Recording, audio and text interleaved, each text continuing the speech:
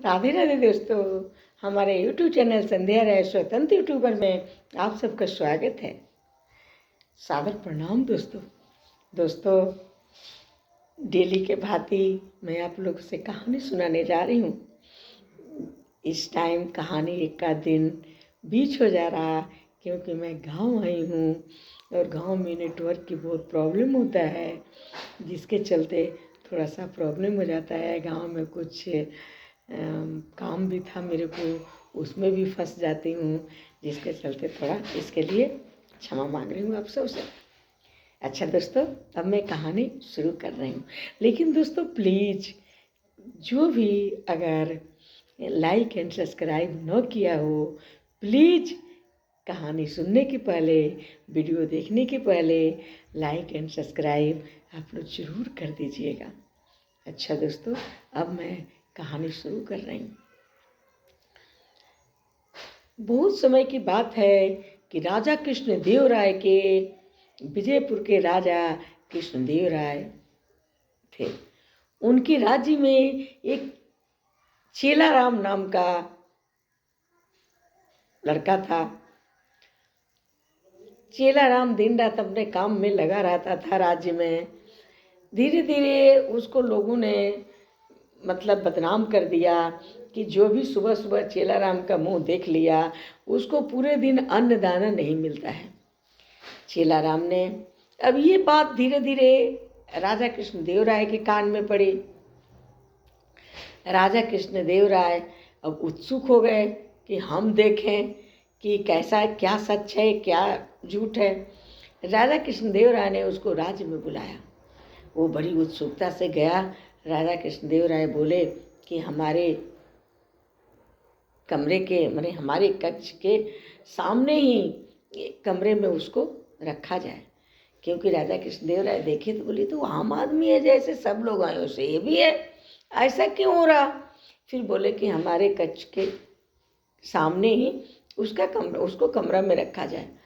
वो चेलाराम, वो नरम नरम बिस्तर, वो राजघराना, वो खाना पीना खाया, इतना खुश हो गए चेलाराम कि फिर उनको तुरंत नींद आ गई।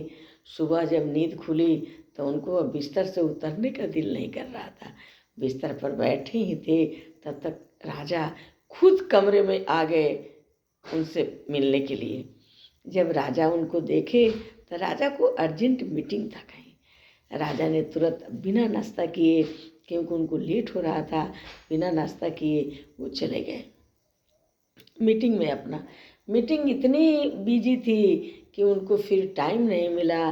फिर राजा वहाँ नाश्ता नहीं किए, खाना नहीं किए। शाम को राजा घर पहुँचे। राजा भूख से तड़प रहे थे, उनको बहुत भूख लगी थी। फिर राजा कृष्णदेव राय के सामने रात में खाना आई, तब तक खाना में मक्खी पड़ा था। मक्खी पड़ने के चलते राजा कृष्णदेव राय ने खाना नहीं खाने का बोल दिया कि आज हम खाना नहीं खाएंगे, और गुस्सा से एकदम तपते रहे।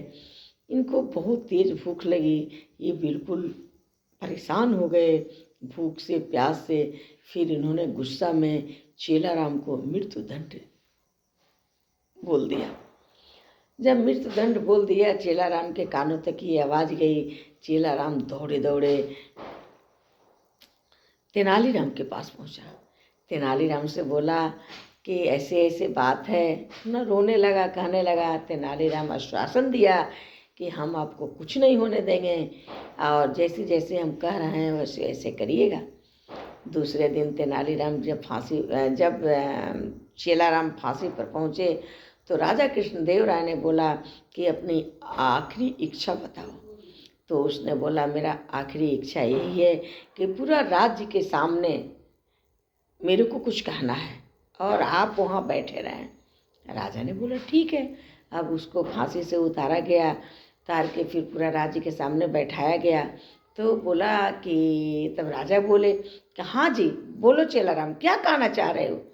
तो बोले कि महाराज, मैं कहना ये चाह रहा हूँ कि मेरे से अपशगुन तो आप हैं, क्योंकि सुबह सुबह मैंने पहला चेहरा आप ही का देखा और मेरा मृत्युदंड मिल गया। तो मेरे से ज़्यादा अपशगुनी तो आप हैं महाराज।